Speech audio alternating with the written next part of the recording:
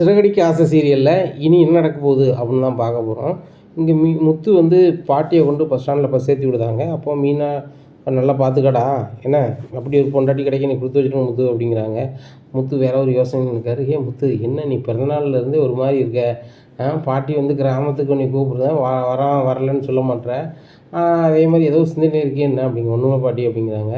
Car ஓட்டும் போது இப்படி சிந்தனை கூட பேராண்டி கவனமாக போகணும் வரணும் அப்படிங்கிறாங்க. சரி பாட்டி, நீங்கள் பார்த்துக்கோங்க அப்படிங்கிறாங்க. நான் பார்த்து போகிறேன்ப்பா, நீ பார்த்து போ அப்படிங்கிறாங்க. இல்லை பாட்டி, நீங்கள் பஸ் ஏறணுன்னு போகிறேன் அப்படிங்கிறாங்க. நான் தான் பஸ் ஸ்டாண்டுக்கு வந்துட்டேன், நான் தான் பஸ் ஏறிடுவேனே, நீ பார்த்து போ அப்படிங்கிறாங்க. சரி பாட்டி அப்படின்னு சொல்லிட்டு கிளம்புறாங்க. போகும்போதே நினைக்கிறாங்க, இன்றைக்கி வந்து மனோஜ் இது உண்மையை மட்டும் சொல்லாமல் இருக்கட்டும், அவனுக்கு இருக்குது அப்படின்னு சொல்லிட்டு போகிறாங்க. இந்த சூழ்நிலை மீனாட்ட ஃபோன் அடிக்கிறாங்க. மீனா இந்த மாதிரி நான் அந்த பெரிய கடைக்கு போய்ட்டு வருவேன் ஒயின் ஷாப்புக்கு அப்படிங்கிறாங்க. ஏங்க இதெல்லாம் தேவையில்லாத வேலை அப்படிங்கிறாங்க. இல்லை மீனா, நான் சாதாரணமாக பேசினா வந்து அமைதியாகிடுவேன், அதை போட்டால் தான் வந்து நான் அரக்கனை மாறுவேன், நான் அரக்கனை மாறினா தான் அங்கே இருக்க இது ஒன்றும் வதம் செய்ய முடியும் அப்படிங்கிறாங்க. ஏங்க நீங்கள் அதெல்லாம் ஒன்றும் வேண்டாம், நீங்கள் சும்மா வாங்க அப்படிங்கிறாங்க. நான் சொல்லுறதையும் கேளுங்க, என் சொல்லுக்கு 2 நாள் மரியாதை கொடுத்தீங்க, வச்சுக்கிறது இல்லை. ஆனால் இப்போ நான் சொல்கிறதையும் நீங்கள் கேட்கணும். உங்களால் எந்த பிரச்சனையும் இந்த வீட்டுக்கு வரக்கூடாது. மாமாவுக்கு ஏற்கனவே உடம்பு சரியில்லை. என்னத்தை சொன்னாலும் மாமாக்கிட்ட சொல்லி மாமா மூலமாக எளிமையாக வரணும். அதை விட்டுட்டு நீங்கள் தாட் போட்டு தஞ்சாவூர்னா அது வேலைக்கு ஆகாது அப்படிங்கிறாங்க. மீனா, இங்கே பாரு, நான் ஒன்றும் சொல்ல போகிறதில்ல, அப்பாட்ட தான் சொல்ல போகிறேன். அப்பா வந்து கேட்க போகிறாங்க. ஆனால் வந்து அந்த மனோஜோ அம்மாவோ உண்மையை சொல்லலை, வைக்கலை, ஒத்துக்கல அப்படின்னு சொன்னால் நான் அந்த முத்து வந்து என்ன ஆகும்னு உனக்கும் தெரியாது, எனக்கும் தெரியாது, யாருக்கும் தெரியாது அப்படிங்கிறாங்க. ஏங்க அது வேணால் எப்படியோ இருந்துட்டு போட்டோம், ஆனால் வந்து மாமாட்ட தான் நீங்கள் சொல்லணும், அதை மட்டும் புரிஞ்சுக்கோங்க அப்படிங்கிறாங்க. சரி மீனா அப்படின்னு சொல்லிட்டு காரில் வீட்டுக்கு முன்னாடி வர்றாரு. அப்போ முத்து கூட படித்த ஒரு தம்பி வர்றாரு. முத்தண்ணா எப்படி இருக்கீங்க, நீங்கள் படித்த ஸ்கூலில் படித்த ஞாபகம் இருக்கா அப்படி இப்படிங்கிறாங்க. தம்பி ரொம்ப நாள் ஆச்சுல, அதுவும் தெரில அப்படிங்கிறாங்க. அண்ணே நீங்கள் படிக்கும்போது சூப்பராக படிப்பீங்கண்ணே, எனக்கு கூட சொல்லி தந்துருக்கீங்க. ஒரு காலகட்டத்தில் உங்கள் பாட்டி ஊருக்கு போகிறேன்னு சொல்லிட்டு எக்ஸாம் வராமல் போயிட்டீங்க, அதுக்கப்புறம் என் கூட படித்தீங்க, அவங்களுக்கு வயசுங்க கம்மியாக இருந்தாலும் ஒன்றா தான் அவங்க கூட படித்தேன் அப்படிங்கிறாங்க. அப்படியே ஆமாக்கா, மறந்துட்டுமாக்கா அப்படிங்கிறாங்க.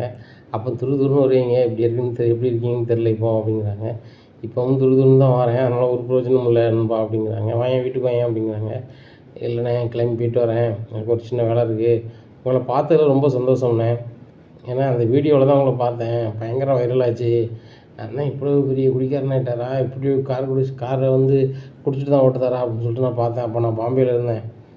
பார்த்துட்டு நிறைய பேர்கிட்ட சொன்னேன்.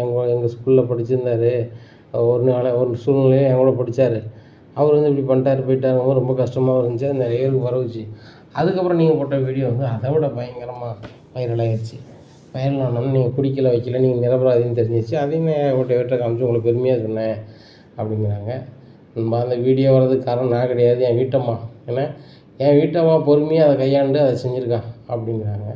பொறுமையாக கையாண்டு எதனாலும் ஜெயிக்கலாம் நண்பா அப்படின்னு சொல்லிட்டு அவர் கிளம்பி போகிறாரு. அப்போ தான் முத்து நினைக்காரு, நம்ம கோவத்தில் எதுவும் பேசுனாலும் எதையும் சாதிக்க போகிறது ஒன்றும் இல்லை, முன்கோவம் வச்சு என்ன செய்ய முடியும். மீனா சொல்கிற மாதிரியும் நண்பர் சொன்ன மாதிரியும் முன்கோவத்தை விட்டுட்டு அறிவுபூர்வமாக செயல்படணும். அப்படி செயல்பட்டால் தான் வந்துட்டு இந்த கதையை நம்ம சாதிக்க முடியும். இந்த திருட்டுத்தனம் பண்ணவங்க யார், எதுக்காக பண்ணாங்க, அந்த காசை என்ன செஞ்சாங்க, ஏன் இப்படி பண்ணாங்க அப்படிங்கிற விஷயம் நம்மளுக்கு தெரிய வரும் அப்படின்னு சொல்லிட்டு நினைக்காரு. ஏன்னா வீட்டுக்குள்ளே போகிறாங்க. வீட்டுக்குள்ளே போனோன்னா மீனா முழிக்கிறாங்க. என்ன செய்ய போகிறாருன்னு தெரில அப்படின்னு சொல்லிட்டு உடனே திரும்பி போகிறாரு. போய் கதவை சாத்துறாரு. சாத்திட்டு இப்படி எல்லாத்தையுமே பார்க்குறாரு. உடனே மனோஜ் சொல்கிறாங்க, ஏன்டா கதவை சாத்துற அப்படிங்கிறாங்க. எல்லாம் காரணமாக தான் அப்பா அப்படின்னு சொல்லிட்டு அந்த டேபிளில் அந்த நகையை பூரா கொட்டுறாங்க. எப்பா இதில் உள்ள எல்லா நகைகள் இருக்குது அப்படிங்கிறாங்க. டேய், அம்மா தான் வந்து மீனா கழுத்தில் அதை போட்டுவிட சொன்னாங்களே அப்படிங்கிறாங்க. அப்பா தங்கமாக இருந்தால் போடலாம், கவரிங் வச்சு என்னப்பா செய்கிறது அப்படின்னு. என்னடா சொல்கிறேன் அப்படிங்கிறாங்க.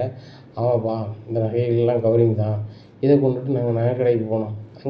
அங்கே கொடுத்துட்டு பாட்டிக்கு ஒரு ரெட்டை செங்கலி வாங்கலான்னு போகும்போது அங்கே தான் சொன்னாங்க, இது கவரிங் நகை, இதை வச்சு எங்களை ஏமாற்ற பார்க்குறீங்களா அப்படி இப்படின்னு சொல்லிக்கலாம். அவங்க போலீஸுக்கெலாம் ஃபோன் அடிக்க போயிட்டாங்க.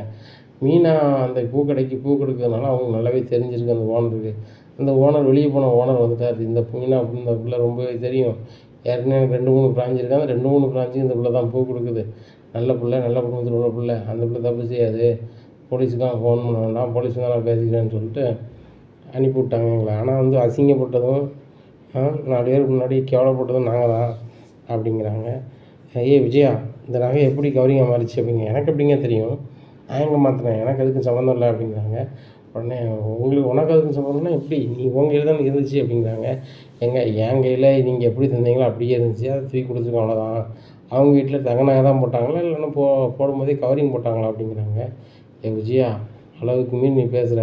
சரியா அந்த நகையை எடுத்தது நானும் எங்கள் அம்மாவும் என்ன பணத்தை கொடுத்து தான் எடுத்தோம் வச்சோம் அப்படிங்கிறாங்க. அப்போ எப்படிங்க கவரிங்காக மாறும்?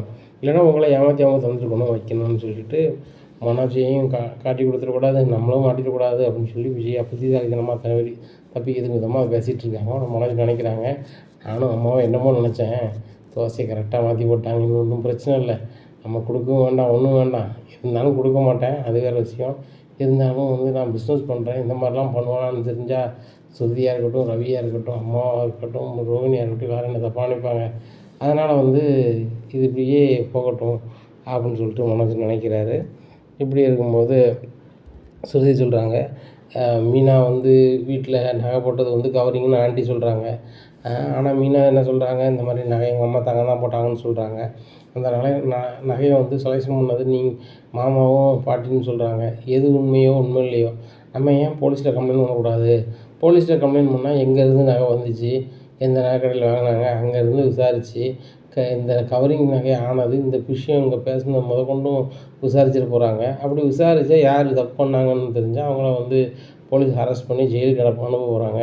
நம்ம நகையும் ரெக்கவர் ஆக போகுது, அதுக்கு ஏன் நம்ம பேப்படணும் அப்படிங்கிறாங்க. உடனே ரோஹிணி சுருதி நீ சொல்லு 100% உண்மைமா அப்படிங்கிறாங்க நம்மளை. உடனே நானே அப்படி செஞ்சுருப்போமாம்மா, வீட்டில் பாட்டியோட பிறந்தநாள் இருந்துச்சு, அது போக உள் வீட்டுக்குள்ளே நம்ம இப்படி செஞ்சால் நல்லா இருக்காது, யார் எடுத்தீங்களா அப்படின்னு கேட்டால் நல்லா இருக்குமான்னு பார்த்தேன் அப்படிங்கிறாங்க. இங்கே விஜயா திருதுன்னு முடிக்காங்க. மனோஜுக்கு பயங்கர பயம்.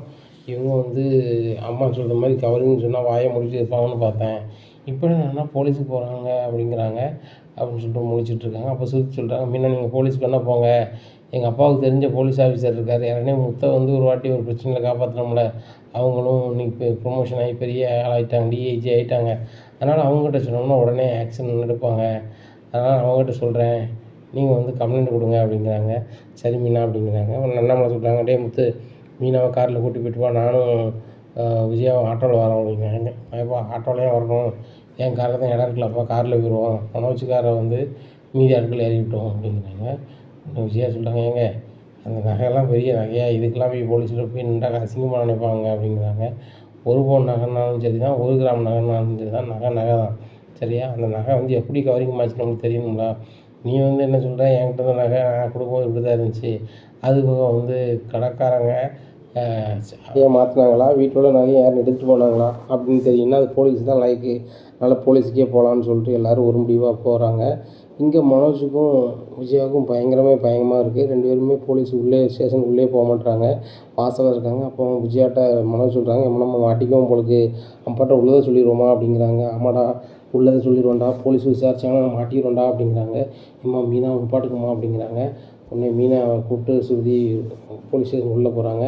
சார் இந்த மாதிரி எங்கள் வீட்டில் நகை காணலை, இப்போ அதை செக் பண்ணி பார்க்கல, அது கவரிங்காக இருக்குது, நகையே காணலை சார் அப்படிங்க. என்னம்மா சொல்கிறீங்க, அது எப்படி மாறும் அப்படிங்கிறாங்க. ஆமாம் சார், கல்யாணத்துக்கு எடுக்கும்போது தங்க கடையில் தான் எடுத்திருக்காங்க, அதுக்குள்ளே பில்லை பாருங்கள், இப்போ என்னென்னா அந்த நகையை செக் பண்ணி பார்த்தா கவரிங்கிறாங்க, அதே மாடல் அதே வெயிட்டு, இது எப்படி மாறிச்சு, அது மாச்சுன்னு தெரியல அப்படிங்கிறாங்க. எங்கே இருந்துச்சு அது இருந்துச்சுன்னு கேட்கும்போது எங்கள் அத்தை பீரோவில் தான் இருந்துச்சு, அவங்க கண்ட்ரோலில் தான் இருந்துச்சு அப்படிங்கிறாங்க. உடனே அவங்கள வர சொல்லுங்கள் விசாரிக்கணும் அப்படிங்கிறாங்க. உடனே விஜயாவை கூப்பிட்றாங்க. விஜயா ஸ்டேஷனுக்குள்ளே போகிறாங்க. ஏம்மா அங்கே பாருங்கள் நகை உங்கள்கிட்ட தான் இருந்துச்சா அப்படிங்கிறாங்க. உடனே திருதுன்னு முடிச்சுட்டு ஆமாம் அப்படிங்கிறாங்க. எப்படிம்மா கவரிங்காக மாறிச்சு அப்படிங்கிறாங்க. அது எனக்கு தெரில, நகைன்னு சொல்லி என் வீட்டுக்கார் தந்தாங்க, அதெல்லாம் வாங்கி அப்படி வச்சேன் அவ்வளோதான் அப்படிங்கிறாங்க. உடனே அவங்கள கூப்பிடுங்க அப்படிங்கிறாங்க. சார் அப்படிங்கிறாங்க, நீங்கள் தான் நகையை கொடுத்தீங்களா அப்படிங்கிறாங்க. நான் கொடுக்கல, என் மருமக நகையை போட்டுருந்துச்சு, என் வீட்டுக்காரி நாங்கள் தான் நகை போட்டோம்னு சொல்லிட்டு ரொம்ப புல்டப்பாக பேசிக்கிட்டு இருந்துச்சு, அதனால் என் மருமக இந்த மாதிரி பண்ணக்கூடாது, வைக்கக்கூடாது, என்றைக்கு என் புருஷன் நகை வாங்கி கொடுத்தாரு அன்றைக்கி நான் போட்டுக்கிட்டேன்னு சொல்லிட்டு அந்த நகையை கலத்தி கொடுத்துட்டு, இதான் சார் உள்ள நிலைமை, ஆனால் இது கவரிங் எப்படி மாறிச்சுன்னு தெரியல சார், இதான் நீங்கள் தான் விசாரிக்கணும் அப்படிங்கிறாங்க. இதெல்லாம் ஒன்றும் பிரச்சனை இல்லை சார், விசாரிச்சுருவோம், அந்த பீரோவில் போய் கைரேகை பார்ப்போம், யார் கைரேகைலாம் அதில் இருக்குதுன்னு பார்ப்போம், பெரும்பாலும் அந்த நகையை அங்கேருந்து தான் எடுத்துருக்கணும், அந்த தங்க நகை சீட்லாம் பார்க்கும்போது தங்கம் மாதிரி தெரியுது அப்படிங்கிறாங்க. ஒருவேளை நகைக்கடைக்காரர் பண்ண நினச்சி அப்படின்னு சொல்லி அந்த போலீஸ் பக்கத்தில் உள்ள போலீஸ் இன்ஸ்பெக்டர் சொல்லுறாங்க. சரி ரைட்டு அவங்களையும் விசாரிச்சிடுவோம் அப்படின்னு சொல்லிட்டு அந்த நகைக்கடைக்காரங்களுக்கு அந்த பில்லில் நம்பருக்கு ஃபோன் அடிக்கிறாங்க. இந்த மாதிரி நாங்கள் போலீஸ் ஸ்டேஷன்லேருந்து பேசுகிறோம், நேராக போலீஸ் ஸ்டேஷன் வாங்க அப்படிங்கிறாங்க. உடனே போலீஸ் ஸ்டேஷன்லேருந்து என்ன விஷயம் சார் அப்படிங்கிறாங்க. இல்லை உங்கள்கிட்ட வந்து அண்ணாமலைன்னு சொல்லிட்டு ஒரு ஆள் வந்து நகை வாங்கியிருக்காங்க ஒரு வருஷத்துக்கு முன்னாடி. அந்த நகையை வந்து இப்போ செக் பண்ணி பார்த்துருக்குறாங்க, கவரிங்னு சொல்லுதாங்க.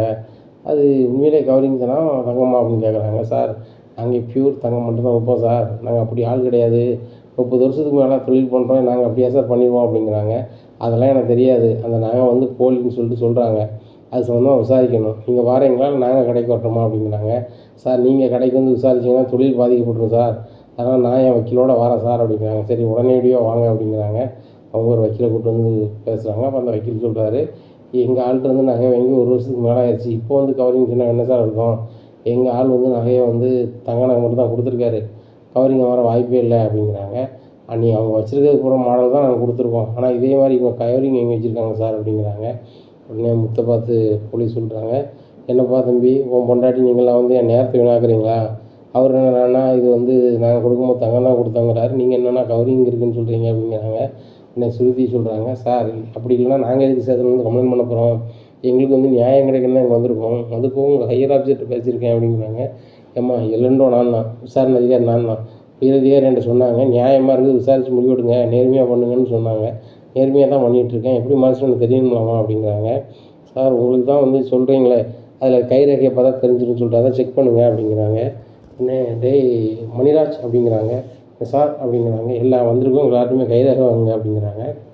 எல்லாருமே கைரேகை வாங்குறாங்க. வாங்கினோன்னா மனோஜுக்கும் விஜயாவுக்கும் பயங்கர பயமாக இருக்குது. அதான் நம்ம கைரேகை வச்சா மாட்டிக்கிடும் போலையே, பீரோவில் ஏன் ரேகை மட்டும்தானே இருக்கும் அப்படின்னு சொல்லிட்டு விஜயா முழிக்கிறாங்க. அப்போ மனோஜ் நினைக்கிறாரு, அப்படி மாட்டோம் அம்மா தான் மாட்டுவாங்க, ஏன்டா நகையே தரலன்னு சொல்லி நம்ம தப்பிச்சிடுவோம் அப்படின்னு சொல்லிட்டு நினச்சிக்கிட்டே கைரேகை வைக்காரு. டேய் மனோஜுக்கு ரேகெல்லாம் வாங்குறாங்க, உங்கள் பாட்டில் சிரிக்க அப்படிங்கிறாங்க. இல்லைம்மா நான் மாட்ட மாட்டேன், மாட்டேன் நீங்கள் தான் மாட்டுவீங்க, நீங்கள் தான் உங்கள் ரேகை தான் அதில் இருக்கும் அப்படிங்கிறாங்க. டேய் என்ன அப்படி சொல்கிற கடங்காரா அப்படிங்கிறாங்க. நான் நகையை விற்றுட்டேன், சரியா விற்றுட்டேன்னு தெரிஞ்சால் அது கூட பெரிய பிரச்சனையாகும், அந்த நகை வந்து எப்படியோ மாறிடுச்சு அப்படி இப்படின்னு சொல்லிட்டு நீங்கள் வேணால் சமாளிங்கம்மா, இல்லைனா வந்து 2 பேருக்குமே அசிங்கம்மா அப்படி இப்படின்னுட்டு இருக்காங்க. டேய் எப்படிடா இதை செய்ய போகிறேன் வைக்க போகிறேன், நீ தாண்டா ஏதாவது ஹெல்ப் பண்ணணும் அப்படிங்கிறாங்க. நான் என்னம்மா பண்ண முடியும் அப்படிங்கிறாங்க. நீ தாண்டா ஏதாவது பண்ணணும், இப்போ நகையை எப்படியாவது பரட்டி அதை வாங்கி அதுக்கு ஈடாக ஏதாவது ஒரு நகையை வாங்கி கொண்டு கொடு, என் அவசரத்துக்கு நான் வந்து இப்படி வச்சு போய் விற்றுட்டேன்னு நீ சொன்னோன்னா ஏற்றுப்பாங்கடா அப்படிங்கிறாங்க. ஏம்மா அதுக்கு வாய்ப்பே இல்லை அப்படிங்கிறாங்க. டேய் மனோஜ் உனக்கெல்லாம் என்னவாமல் செஞ்சுருக்கலாம்டா, இப்போ இந்த இதில் எனக்கு எப்படியாவது காப்பாற்று, வீட்டு பத்திரத்தை எப்படியாவது உங்கள் அப்பாட்ட சொல்லிட்டு வாங்கி தரேன், நீ அதை வச்சு கூட நீ வந்து நாளைக்கு ரொட்டேஷன் பண்ணிக்கா, ஆனால் இன்றைக்கி நிலைமை காப்பாற்றுட்டா, இல்லைனா நான் ஜெயிலுக்கு போக வேண்டியிருக்கும் அப்படிங்கிறாங்க. உடனே அம்மா நான் ரெடி பண்ணி பார்க்குறேன், வாய்ப்பு வேணால் ஒன்றும் செய்ய முடியாமா அப்படிங்கிறாங்க. டே மனோஜ் உன்னை வந்து என் பையன் தூக்கி ரொம்ப ஆசையாக வளர்த்தேன், அது போக இந்த வீட்டிலே என் பையன் நீ தான் அப்படின்னு நினச்சிக்கிட்டு இருந்தேன், ஆனால் நீனே வந்து என்னை காப்பாற்றணும்னு முயற்சி பண்ண மாட்டேங்க, எனக்கு ஒரு மாதிரி போச்சு அப்படின்னா மனோஜ் தான் வேணும்னு கேட்டான், நான் கொடுத்தேன் அப்படின்னு சொல்லி முடிச்சுக்கிடுவோம் பார்த்துக்கோ அப்படிங்கிறாங்க. ஏம்மா இந்த மாதிரிலாம் சொல்லிடாதீங்க, முத்து என்னை சும்மா விட மாட்டான் அப்படிங்கிறாங்க. தெரியுதுல அப்போ நடக்கக்கூடியது பாரு, இப்போ போய் அந்த நகையை எப்படியா பரட்டி கொண்டு வா, நான் ஸ்டேஷனில் இருக்கேன், அவங்க தான் சொல்லியிருக்காங்களா 6 மணி வரைக்கும் பார்ப்பேன் அந்த நகை வருதா உண்மை தெரிய வருதான்னு, இல்லை அப்படின்னா யார் மேலே டவுட் இருக்கோ அவங்கள சட்டப்படி விசாரிப்பேன், ரேகை பார்ப்பேன்னு சொல்கிறாங்க, வீட்டில் போய் ரேகையை பார்த்தா நான் கன்ஃபார்ம் மாட்டிக்கொண்டா அப்படி இப்படின்ட்டு இருக்காங்க. போலீஸ் சொல்கிறாங்க. போலீஸ் உடனே ஃபோன் அடிக்கிறாங்க கமிஷனர் ஆஃபீஸுக்கு, இந்த மாதிரி ரேகையை வந்து செக் பண்ணணும், அதிகாரிகள் அனுப்புங்க அப்படிங்கிறாங்க. நேராக அதிகாரிகள் ஸ்டேஷனுக்கு வந்துடுறாங்க. சார் எங்கே போய் பார்க்கணும் அப்படிங்கிறாங்க. ஒரு அட்ரஸ் ஃபோன் இருப்பாங்க, ஜீப்பில் இருங்க அப்படிங்கிறாங்க. நேராக வண்டி விஜயா வீட்டில் போகுது. விஜயா வீட்டில் போய் அந்த ரேகையெல்லாம் செக் பண்ணி பார்க்குறாங்க. 3ஆம் நபருடைய ரேகையே அதில் இல்லை. இந்த சூழ்நிலையில் ரேகை எடுத்துகிட்டு வராங்க. வந்தோடனே இந்த ரேகையை யாருக்கூடையாவது செக் பண்ண இது செட் ஆகுதான்னு பாருங்கள் அப்படிங்கிறாங்க. உடனே ஒரு ஆள் கூட தான் சார் செட் ஆகுது, விஜயான்னு ரேகை வச்சுருக்காங்களா அவங்களுக்கு தான் செட் ஆகுது அப்படிங்கிறாங்க. உடனே மனோஜ் சொல்கிறாரு, எங்கள் அம்மா தான் அந்த பீரோவை திறப்பாங்க வைப்பாங்க, எங்கள் அம்மா கண்ட்ரோலில் தான் இருந்துச்சு, அப்படிங்கும்போது எங்கள் அம்மாவுக்கு ரேகை வராமல் எப்படி வரும் அப்படிங்கிறாங்க. உடனே அண்ணாமலையும் சொல்கிறாங்க, அது சரி தான் சார், அவள் எப்போவுமே இந்த பீரோவில் ஒரு கண்ணாடி இருக்குது, அதை பார்த்துக்கிட்டே தான் தலைவலிச்சுட்டு கிடப்பா, அந்த பீரோவை தொட்டு கிடப்பா வச்சுட்டு கிடப்பா, அதனால் வந்துட்டு அவள் பண்ண வாய்ப்பு இல்லை சார் அப்படிங்கிறாங்க. அவன் யார் தான் பண்ணியிருப்பாங்க, அவங்ககிட்ட சிசிடிவி இருக்கா அப்படிங்கிறாங்க. சிசிடிவி ஃபுட்டேஜ்லாம் பார்க்குறாங்க, ஒரு திருடனும் வரல. பக்கத்து வீட்லேயும் பார்க்குறாங்க, ஒரு திருடனும் வரல. அவன் எப்படி தான் போச்சு, அப்போ ரொம்ப நாளைக்கு முன்னாடி போச்சா, 1 மாதத்துக்கு முன்னாடி உள்ள பதிவு வச்சுருக்கீங்களா அப்படிங்கிறாங்க. உடனே முத்து சொல்கிறார், சார் ஒவ்வொரு மாதமும் உள்ள பதிவை வந்து நாங்கள் வந்து ஒரு மெமரியில் ஸ்டோர் பண்ணி வச்சுருப்போம் சார் அப்படின்னு எல்லா மாதமும் போட்டு காமிக்கிறாங்க. இப்போ யார் திருட்டுனாங்க வச்சாங்கன்னே அவங்களுக்கு சுத்தமாக தெரில. நகைக்கடைக்காரங்க என்னென்னா, நாங்கள் பியூர் தங்கம் தான் வச்சுருக்கோம், நாங்கள் வந்துட்டு போர்ஜரி பண்ணி விற்கலாம் வைக்கலன்னு சொல்கிறாங்க, ஆனால் நீங்களும் வந்து நகை வந்து கவரிங்கில் தங்கம்னு சொல்கிறீங்க, என்ன தான் நடக்குது ஒன்றுமே புரியலையே அப்படின்னு சொல்லி முடிச்சுட்ருக்காங்க. அவனை அப்போ தான் மனசுக்கு ஒரு சந்தோஷம் வருது. ரைட்டு இவங்களுக்கு எந்த முடிவு எடுக்க முடியல, அதனால் வந்து கண்டிப்பாக அம்மாவுக்கும் எனக்கு எந்த பிரச்சனையும் கிடையாது, ஒன்றும் பிரச்சனை இல்லை அப்படின்னு நினைக்காங்க. உடனே விஜயாட்ட வராங்க. ஏம்மா அந்த போலீஸ் அதிகாரிகிட்ட வந்து தன்னம்பிக்கை எதுவுமே செய்யலை, பல யூகத்தில் தான் இருக்காங்க, யூகத்தில் தான் அவங்கள விசாரிச்சுட்டு இருக்காங்க. இப்போ நம்ம பாட்டில் ஈவினிங் வீட்டுக்கு போயிடலாம் அப்படிங்கிறாங்க. ஆமாம் உனக்கு சீக்கிரம் என்னை வீட்டுக்கு கூப்பிட்டு போப்பார், சரி வராது அப்படிங்கிறாங்க. ரேகம் ஏன் ரேகம் மட்டும் இருக்கலடா, அது எதுவும் பிரச்சனை வராதா அப்படிங்கிறாங்க. ஏம்மா பீரோ உங்கள் பீரோ நீங்கள் தான் திறந்துருக்கீங்க வச்சுருக்கீங்க, அப்படி திறந்தால் என் ரேகம் வரதான் செய்யும், நான் எடுக்கல வைக்கல, நீங்கள் கடைசி வரைக்கும் அதையே சொல்லுங்கள் அப்படிங்கிறாங்க. சரிடா, ஒரு பொய்யை வந்து மறுபடியும் சொன்னால் உண்மையாயிரும், நான் சொல்லிடுறேன் அப்படிங்கிறாங்க. சரிம்மா எக்காரணம் கொண்டு என்னையையும் காட்டி விட்றாதங்கம்மா அப்படிங்கிறாங்க. நான் ஒரு காலமும் காட்ட மாட்டேன்டா, நீ எனக்கு ஹெல்ப்பாக இருடா அப்படிங்கிறாங்க. சரிம்மா நான் உங்களுக்கு ஹெல்ப்பாக தான் இருப்பேன் அப்படிங்கிறாரு மனோஜ் விஜயாட்ட. சொல்கிறாங்க, இது வந்து பெரிய அளவில் விசாரிக்க வேண்டியதாக இருக்குது, அதனால் நீங்கள் வீட்டுக்கு போங்க, நாங்கள் கொஞ்சம் இந்த நகை எங்கே போச்சு ஏது போச்சுன்னு விசாரிச்சிடுறோம் அப்படிங்கிறாங்க. நீங்கள் என்னென்ன தொழில் பண்ணுறீங்க அதையும் எழுதி கொடுத்துட்டு போங்க அப்படிங்கிறாங்க. உடனே மனோஜ் வந்து ஃபர்னிச்சர் கடை வச்சுருக்கான் அப்படின்னு எழுதி கொடுக்குறாரு. எல்லோரும் ஒவ்வொரு வேலை பார்க்கணுன்னு எழுதி கொடுக்குறாங்க. உடனே போலீஸ் வந்து அந்த தகவலாம் வாங்கிக்கிட்டு அவங்கள பற்றி எப்படி கேரக்டர் அப்படின்னு சொல்லிட்டு ஒவ்வொருத்தரையாக போய் விசாரிக்காங்க. மீனா விசாரிக்கும் போது, மீனா சூப்பர் பொண்ணு, அந்த பொண்ணு ரொம்ப நேர்மையான பொண்ணு, போய் பேசவே பேசாது, கஷ்டப்பட்ட குடும்பத்தில் பிறந்தா கூட எப்படி வாழணும் எப்படி இருக்கணும்னு சொல்லக்கூடிய ஒரு பக்குவமான பிள்ளை அப்படி இப்படின்னு சொல்கிறாங்க. இதை கேட்டால் போலீஸுக்கே ரொம்ப சந்தோஷமாக இருக்குது. இந்த காலத்தில் இப்படி ஒரு பிள்ளையா அப்படின்னு சொல்லிட்டு சரி அப்படின்னு சொல்லிட்டு போயிடுறாங்க. நேராக முத்தை போய் கார் ஸ்டாண்டில் விசாரிக்கிறாங்க. அவர் எப்படி குணம் ஏது குணம், உண்மையை சொல்லக்கூடியவரா இல்லை பொய் புராட்டுத்தனம் வில்லங்கம்லாம் பண்ணக்கூடியவரா அப்படி இப்படின்னு சொல்லி விசாரிக்காங்க. சார் அந்த மாதிரி எதுவுமே தெரியாது, ஒரு வெளியான பையன், முன்கோவக்காரன், உண்மையோ பொய்யோ அவன் முன்னாடி சொன்னால் அவன் தாங்க மாட்டான், அவனுக்கு தெரிஞ்சதெல்லாம் வந்துட்டு நியாயமாக இருக்குன்னு நினைப்பான், அடுத்தவனுக்கு கேடு நினைக்கக்கூடாது, யாருக்கும் உதவி பண்ணணும்னு நினைப்பான் சார் அப்படிங்கிறாங்க. அப்போ முத்துவும் இது எடுத்துருக்க வாய்ப்பு இல்லை உள் வீட்டில் அப்படின்னு சொல்லிட்டு முத்து வந்து ஃபைலையும் வெட்டிடுறாங்க, மீனாவையும் வெட்டிடுறாங்க. அப்போ வந்துட்டு சரி ரைட், இவங்க 2 பேருமே இது பண்ண வாய்ப்பு இல்லை, மீனா கொடுத்த கம்ப்ளைண்ட் அப்போ உண்மை தான் அப்படின்னு சொல்லிட்டு அடுத்தாப்புல யாரும் விசாரிக்கணும் அப்படின்னு சொல்லிட்டு ரோகிணி விசாரிக்கிறதுக்கு போகிறாங்க. விசாரிக்கும் போது பார்லர் சொந்தமாக வச்சுருக்கணும் அந்த பிள்ளை சொல்லிச்சு அப்படின்னு சொல்லிட்டு, இந்த பார்லர் ஓனர் யாருமா அப்படின்னு கேட்குறாங்க வேலை செய்தவங்ககிட்ட. அவங்க வந்து இந்த பார்லர் ஓனர் பேரை சொல்கிறாங்க. ஏம்மா ரோகிணி தானே ஓனர் அப்படிங்கிறாங்க. இல்லை அவங்க ஓனர் கிடையாது, எங்கள் சம்பளத்தை தான் வேலை பார்க்காங்க அப்படிங்கிறாங்க. என்ன சம்பளத்தை வேலை பார்க்காங்களா அப்படிங்கிறாங்க. ஆமாம் அப்படிங்கிறாங்க. அந்த பொண்ணு வேறு மலேசியாவிலேருந்து வந்துச்சு அப்படி இப்படின்னு சொல்கிறாங்க அப்படிங்கிறாங்க. அந்த பொண்ணுக்கு மலேசியாலாம் கிடையாது சார், லோக்கல் தான், குமரிப்பாளையம் ஏதாவது சொல்கிறாங்க அப்படிங்கிறாங்க வேலை பார்க்குறவங்கள. அவங்க வந்திருக்காங்களா அப்படின்னு கேட்குறாங்க. உள்ளே தான் இருக்காங்க அப்படிங்கிறாங்க. ரோகிணி அப்படிங்கிறாங்க. போலீஸை பார்த்தோன்னு அப்படி மறந்துதாங்க. என்ன சார் இங்கே வந்திருக்கீங்க அப்படிங்கிறாங்க. இல்லை யார் கேரக்டர் என்ன, உள் வீட்டிலேருந்து யாரோ எடுத்துருக்காங்களா வச்சுருக்காங்களோ விசாரிக்குது, இங்கே விசாரணை போயிட்டுருக்கு. முத்து மீனா விசாரிக்க வகையில் அவங்க பெட்டிஷன் கரெக்டாக இருக்குது, உண்மையாகவும் இருக்குது, அதனால் அவங்கள பற்றி ஒரு பிரச்சனை இல்லை, அதான் உங்களை விசாரிக்க வந்தேன். சொந்தமாக நீங்கள் பார்லரே வைக்காமல் எப்படி நீங்கள் பார்லர் வச்சுருக்கீங்கன்னு வீட்டில் ஏமாற்றிருக்கீங்க, அப்போ நீங்கள் எதுவும் எடுத்தீங்களா அப்படிங்க. சார் நான் சொந்தமாக தான் பார்லர் வச்சுருந்தேன் சார், ஒரு சூழ்நிலை விற்றுட்டேன், இப்போ விற்றுட்டோம்னு சொன்னால் எங்கள் வீட்டில் ஒரு மாதிரி நினைப்பாங்கன்னு சொல்லிட்டு தான் அவங்க வீட்டில் வந்து நானே தான் நடத்துகிற மாதிரி சொல்லிக்கிட்டு இருக்கேன். எங்கள் ஓனர் வேறு தான், ஆனால் நிர்வாகம் ஃபுல்லுமே நான் தான் பார்ப்பேன், இதில் வேலை பார்க்குற 4 ஸ்டாஃபுக்கும் நான் தான் சம்பளம் கொடுப்பேன், எனக்கும் சம்பளம் தான், ஆனால் எனக்கு கூடுதல் ஆனால் டபுள் மடங்கு சம்பளம் சார் அப்படிங்கிறாங்க. அப்படியா, நீ உண்மையில் எடுக்கலையா அப்படிங்கிறாங்க. எடுக்க சார் அப்படிங்கிறாங்க. சரி ரைட்டு அப்படின்னு சொல்லிட்டு இந்த பொண்ணு வந்து தொழில் இருந்துருக்கு, அது விற்றுருக்கு, அதை வாங்கிறதுக்கோ ஏதோ வைக்கிறதுக்கோ அந்த நகையை எடுத்து வச்சேன்னா கூட அந்த பொண்ணை நம்பலாம், இந்த பொண்ணு எடுக்க வாய்ப்பு இல்லை அப்படின்னு சொல்லிட்டு 3வது யாரை விசாரிக்கணும், 4வது யாரை விசாரிக்கணும் அப்படிங்கும்போது மனோஜ் விசாரிப்போம் அப்படிங்கிற எண்ணத்தில் நேராக வந்துட்டு ஷோரூம் போகிறாங்க. அப்போ ஷோரூம் பூட்டி கிடக்குது. சரி ரைட்டு ஷோரூம் பூட்டி கிடக்கு அப்படின்னு சொல்லிட்டு அடுத்த லிஸ்ட்டை பார்ப்போம் அப்படின்னு சொல்லிட்டு சுருதியை பற்றி விசாரிக்க போகிறாங்க. சுருதியை விசாரிக்கும் போது சுவாரஸ்யமான தகவல் வருது. அந்த பொண்ணு வந்து ரயில்வேல பெரிய எம்ப்ளாயியோட பொண்ணு, பெரிய போலீஸ் அதிகாரிலேருந்து எல்லாருமே தெரியும். கேரளாவில் பெரிய கோடீஸ்வரங்க. இந்த ரவியை வந்து லவ் மேரேஜ் பண்ணியிருக்காங்க வச்சுருக்காங்க அப்படின்னு சொல்லிட்டு விசாரணை தெரிய வருது.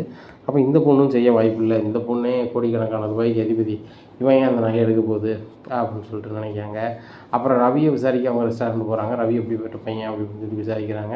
இப்பேற்பட்ட பையனை பார்க்க முடியாது சார், குணத்துக்கு கெட்டிக்கார பையன், யாருக்கும் ஆசைப்பட மாட்டான் அப்படி இப்படிங்கிறாங்க. முத்த மாதிரி எல்லா கேரக்டருமே சொல்கிறாங்க.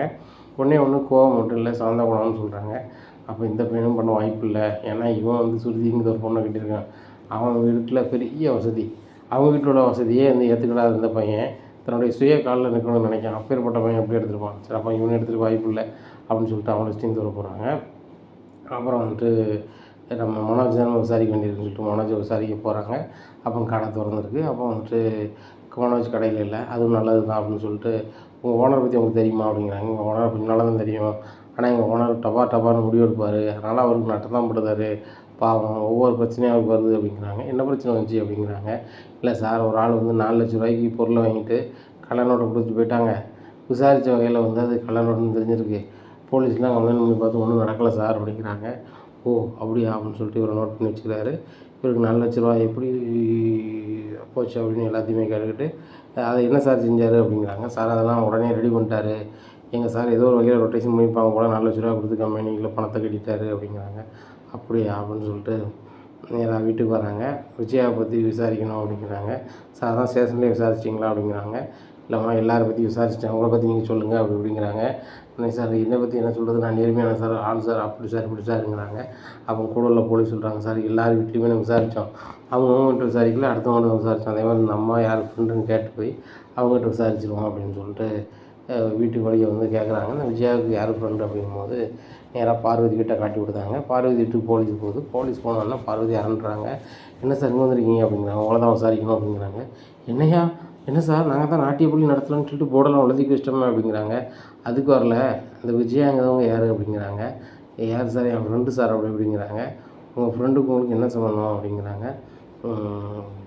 என் ஃப்ரெண்டுன்னா என்ன சம்மந்தம்னு கேட்டால் எப்படி அப்படிங்கிறாங்க. உங்கள் ஃப்ரெண்டு குணத்தை பற்றி சொல்லுங்கள் அப்படிங்கிறாங்க. என் ஃப்ரெண்டு குணம் ரொம்ப ஆசைப்படுவா, வாயிலேருந்து வரது பூரா பொய்யா இருக்கும், என்ன செய்ய நான் ஃப்ரெண்டுன்னு ஒன்று அனுசரித்து போகிறேன் அப்படிங்கிறாங்க. வீட்டில் உள்ள நகையை வந்து எடுத்த விவரம் உங்களுக்கு தெரியுமா அப்படிங்கிறாங்க. இதை கேட்ட உடனே பார்வதி ரொம்பவே வேர்த்து ஊற்றுது. பார்வதி ஊற்றினோடனே ஏம்மா உண்மையை சொல்கிறீங்களா சொல்லலையா அப்படிங்கிறாங்க. சார் நான் உண்மையை சொல்லிடுறேன், அந்த நகையை வந்து மனோஜ் வந்து கேட்டான் அவங்க அம்மாக்கிட்ட, அவங்க அம்மா எடுத்து கொடுத்துட்டாங்க போல். அந்த நகையை கொண்டு அவன் மனோஜ் 4 லட்ச ரூபாய்க்கு விற்றுட்டான். விற்ற உடனே அந்த நகை வேணும், அவங்க பாட்டி ஃபங்க்ஷன் 80வது நாள் போடணும்னு சொன்னபோது அந்த கவரிங் நகையை வாங்கி கொண்டு கொடுத்துட்டாங்க. இப்போ வந்து அதை சொல்ல முடியாமல் அவங்க நடிச்சிட்டு இருக்காங்க அப்படிங்கிறாங்க. ரைட்டு, இதை நீங்கள் ஒரு ஸ்டேட்மெண்ட்டாக கொடுங்க அப்படிங்கிறாங்க. சார் இது நான் கொடுத்தா சரி வராது, வைக்காது, என் ஃப்ரெண்டு நாளைக்கு என்கிட்ட பேசவே மாட்டான் அப்படிங்கிறாங்க. அதெல்லாம் பிரச்சனை இல்லை, போலீஸ் வந்து விசாரிக்கும் போது வேறு வழி இல்லாமல் சொல்லிட்டேன்னு சொல்லுங்கள், நாங்களும் பார்த்துக்குறோம் அப்படிங்கிறாங்க. சார் வேண்டாம் சார் அப்படிங்க. இல்லைம்மா சொல்லுங்கள் அப்படின்னு சொல்லிட்டு ஸ்டேட்மெண்ட் வாங்கி கையெழுத்து வாங்கிக்கிறாங்க. கையெழுத்து வாங்கிட்டு போலீஸ் ஸ்டேஷனில் போய் உட்காந்துருக்காங்க. அப்போ ஐயர் ஆஃபீஸர்லாம் பேசுகிறாங்க. பேசிட்டு சார் இந்த மாதிரி அந்த நகையை வந்து தங்க நகையாக கவரி நகையாக மாறிச்சு பிடிச்சோம் வீட்டில் சார், அது சம்மந்தமாக அக்யூஸ்டை நெருங்கிட்டோம் சார், அக்யூஸ்டை நாங்கள் கண்டுபிடிச்சிட்டோம், நாங்கள் வந்துட்டு இப்போ வந்து அக்யூஸ்டை அரெஸ்ட் பண்ண போகிறோம் அப்படிங்கிறாங்க. சரி அரெஸ்ட் பண்ணிட்டு எங்களுக்கு தகவல் சொல்லுங்கள் அப்படிங்கிறாங்க. நேராக விஜயா வீட்டுக்கு போகிறாங்க.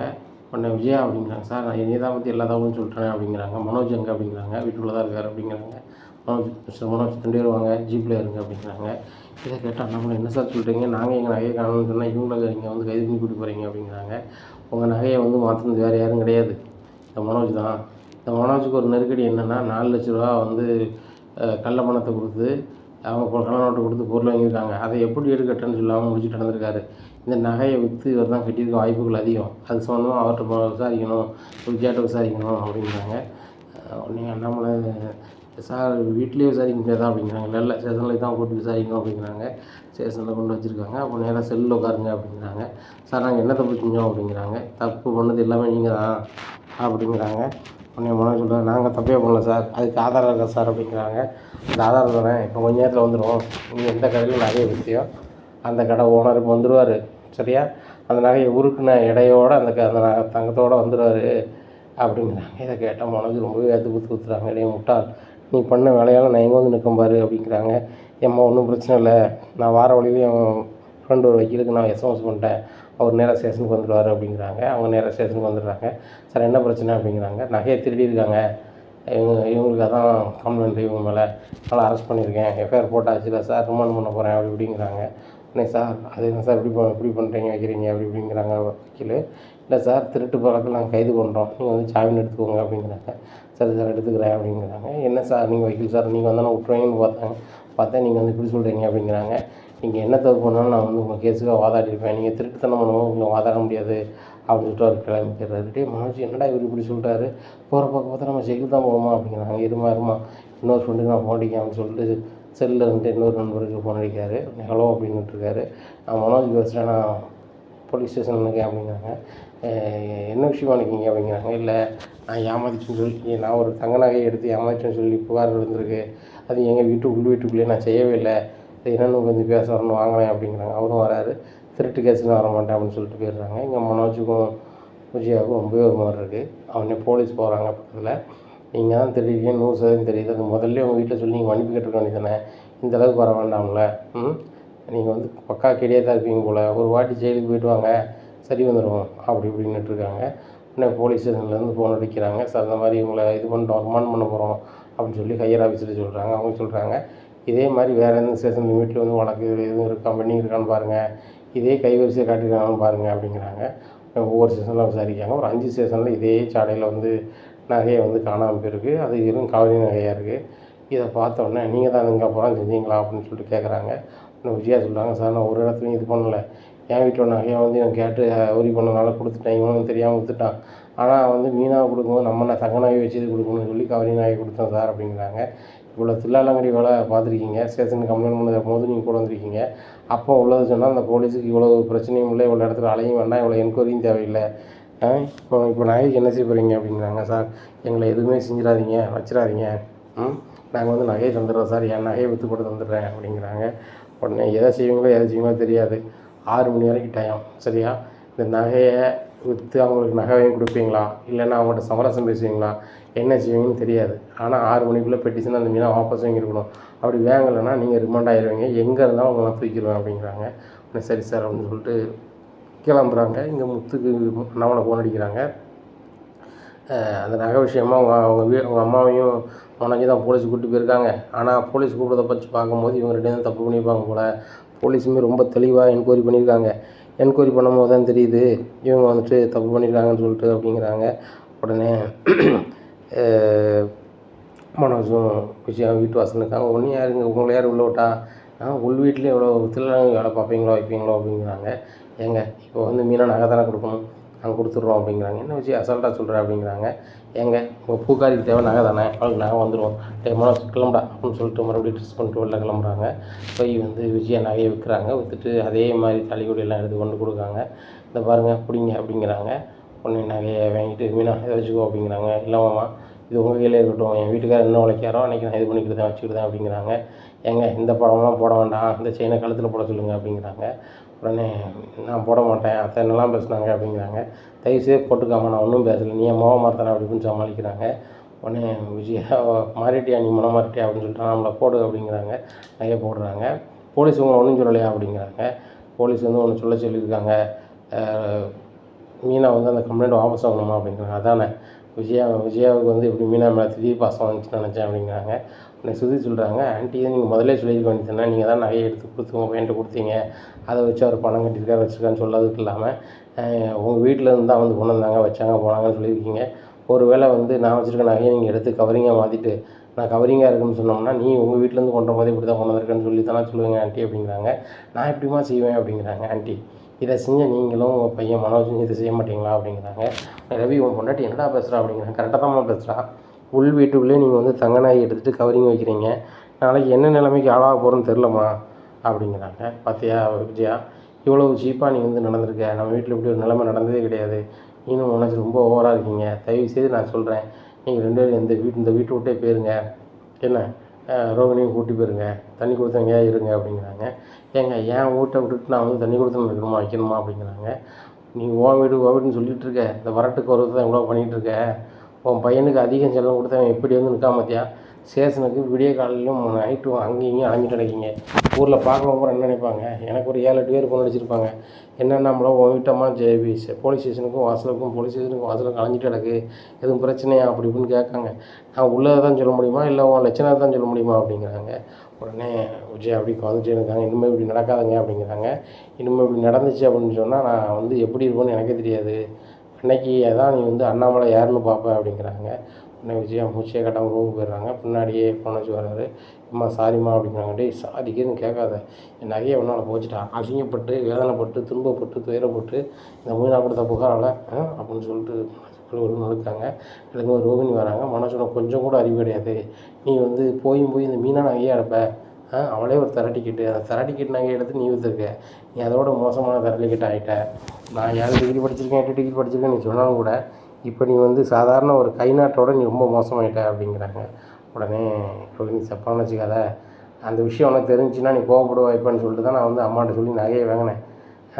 மனோஜ் நான் கோவப்படுன்னு உங்களுக்கு தெரியுதுல்ல, அப்போ எதுக்கு இந்த 1 லட்ச ரூபாய் கொண்டு லாபம் கொண்டு தரீங்க, அந்த 3 லட்ச ரூபாய்க்காவது அடை வச்சிருக்க வேண்டியதானே, அடை வச்சு அந்த கம்பெனி கட்டிட்டு அந்த 1,00,000 அதுக்கு அந்த பொருள் அடை வச்ச பொருளுக்கு திருப்பி மீதி ஒரு 3,00,000 கட்டி நைஸாக திருப்பியாக கொடுத்துருக்கலாம்ல, அதையும் செய்யலை. அப்படி எல்லாமே உங்களை தவறி போனாலும் கூட நாங்கள் அப்படி ஆயிடுச்சு, நாங்கள் பண்ண தப்பு தான்னு சொல்லி நீங்கள் உங்கள் அப்பாட்டையோ மீனாட்டையோ நீங்கள் ஏற்றுக்கணும்ல. முத்து தான் கோவக்காரரு, சொல்லியிருக்கலாம்ல. இந்த அளவுக்கு போலீஸ் ஸ்டேஷன் போயிருக்க வேண்டாம், வச்சுருக்க வேண்டாம், அசிங்கப்பட்டிருக்க வேண்டாம். உங்கள் ஷோரூமெல்லாம் போய் போலீஸ் விசாரிச்சிருக்காங்க. நாளை அப்படின்னா யார் அங்கே தொழில் பண்ண வருவா, எங்கே வருவா சொல்லுங்கள்? போலீஸ் வந்து ஸ்டேஷனில் இருந்துட்டு என்கொயரி பண்ணுறாங்கன்னா இந்த கடை வந்து சரியான கடையாக தெரியல, இந்த கடையில் ஏதோ ஒன்று பிரச்சனை நடக்குது, அதனால தான் போலீஸ் வந்திருக்காங்கன்னு சொல்லுவாங்க. பாருங்கள், அவங்க ஸ்டாஃப் வச்சு தான் வருஷாங்க, ஸ்டாஃப் வந்து எல்லாத்தையுமே அவங்க தான் சொல்லியிருக்காங்க அப்படிங்கிறாங்க.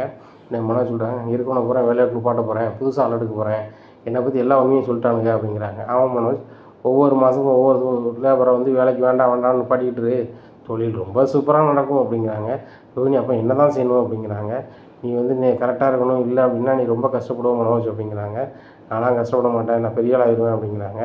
மனோஜ் சாதாரண ஃபர்னிச்சர் கடை தான் வச்சுருக்கீங்க, இது பெரிய கடை வச்சுருக்க மாதிரி பில்டப் பண்ணாதீங்க.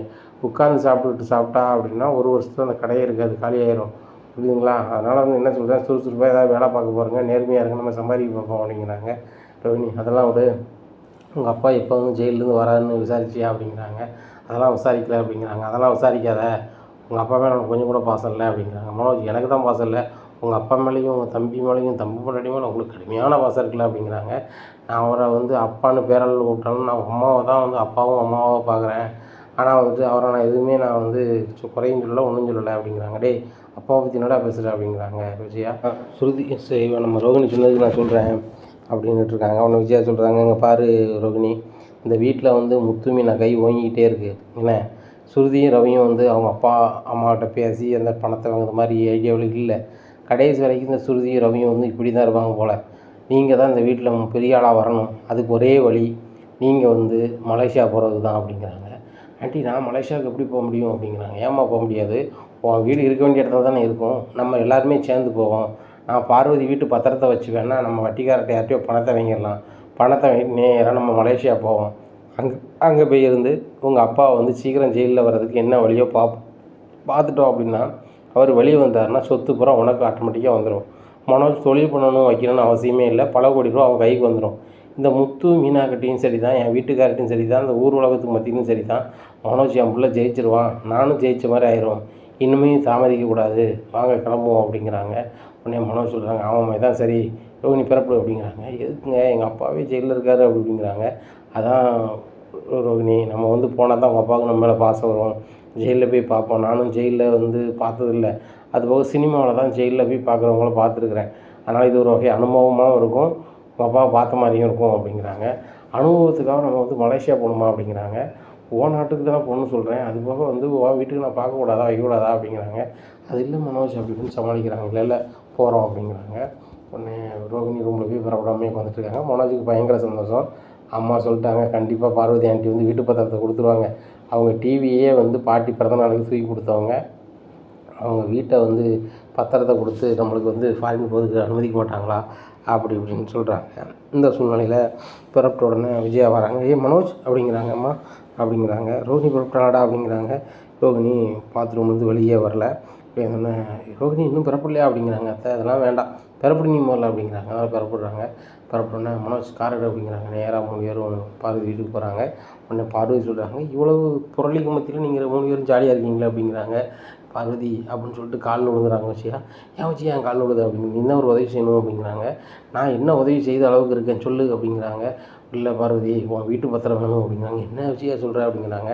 ஆமாம் கண்டிப்பாக வேணும், நாங்கள் வந்து மலேசியா போகிறோம் அப்படிங்கன்னா. மலேசியா போகிறீங்களா, மலேசியா போனால் என் வீட்டு பத்திரத்தை எப்படி தருவீங்க அப்படிங்கிறாங்க. இல்லை மலேசியாவுக்கு போகிறதுக்கும் உன் வீட்டு பத்திரத்தை அடவு வச்சு நாங்கள் வந்து கிளம்பி போகிறோம், அங்கே போயிட்டு நம்ம சம்மந்திட்டு வந்து கோடிக்கணக்கான ரூபாயை வாங்கிட்டு வந்து இங்கே பெரிய அளவில் என் பையன் பிஸ்னஸ் பண்ண போகிறான், ஏன் பிஸ்னஸ் பண்ணணும், பல கோடி ரூபா வச்சுருப்பாரு, அக்கௌண்ட்டில் போட்டுட்டு உட்காந்து சாப்பிட்டுட்டு இருக்க வேண்டியதானே, அவர் சொத்துக்கெல்லாம் அதிபதி என் பையன் தானே அப்படிங்கிறாங்க. உடனே அதுவும் சரி தான், அதனால தான் அப்படி பண்ணுறீங்களா விஜயா, தப்பாக நினச்சிக்காத, உன் ஃப்ரெண்டு தான் நான், வீட்டு பத்திரத்தை நான் அவன் வீட்டில் அவன் மனோஜுக்கோ யாருக்கும் நான் கொடுக்க தயாராக இல்லை, புத்த சொல்லு கொடுத்துருவேன், ரவியை சொல்லு நான் கொடுத்துருவேன், நான் மனோஜை நம்பியோ ரோஹினி நம்பியோ நான் கொடுக்க மாட்டேன்ப்பா, நீ தப்பாக நினச்சா நினச்சிக்கோ அப்படிங்கிறாங்க. பார்வதி என் டியர் ஃப்ரெண்டாக இருந்துட்டு என் பையன் முன்னேறதுக்கு உனக்கு அதில் அக்கறை இல்லையா அப்படிங்கிறாங்க. விஜயா உன் பையன் முன்னேறணும் உனக்கு அக்கறை இருக்கும், எனக்கு எப்படி அக்கறை இருக்கும் சொல்லு, நான் வந்து உன் ஃப்ரெண்டுன்னு பேசுகிறேன், ஒரு கடைக்கு போகிறேன் என் கூட வான்னா வருவேன், எதையாவது வீட்டில் ஒரு வேலை செய்யணும்னா செய்வேன், நாங்கள் மலேசியா போகிறோம், எங்கள் சம்மந்தியை பார்க்க போகிறோம், அவர் ஜெயிலில் இருக்கார், அவர்கிட்ட கோடிக்கணக்கான ரூபாயை வாங்கிட்டு வர போகிறோம், அதனால் உன் பத்திரத்தை அடவு வச்சுதா அப்படின்னா நான் எப்படி கொடுக்க முடியும்? என் பையன் எனக்கு பணம் அனுப்புதோ எது அனுப்புதோ கிடையாது. என் வீட்டுக்காரர் வேலை பார்த்த பென்ஷனை வச்சு தான் சாப்பிட்டுட்டு இருக்கேன்.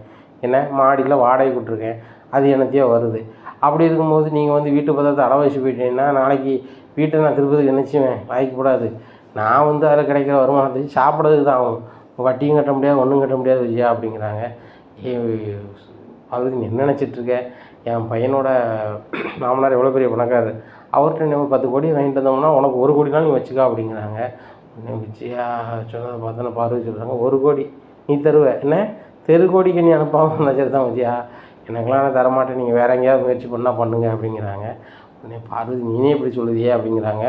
நான் உள்ளதை தான் சொல்லுதேன், இருக்க வீட்டையும் நான் கெடுக்க விரும்பலை, அதுவும் பையன் மனோஜை நம்பி நான் தரவே மாட்டேன் அப்படிங்கிறாங்க. உடனே மனோஜ் சொல்கிறாங்க, ஆண்டி என்ன ஆண்டி என்னை பார்த்து இப்படி சொல்கிறீங்க, என் மேலே எவ்வளோ பாசம் வச்சுருப்பீங்க அப்படிங்கிறாங்க.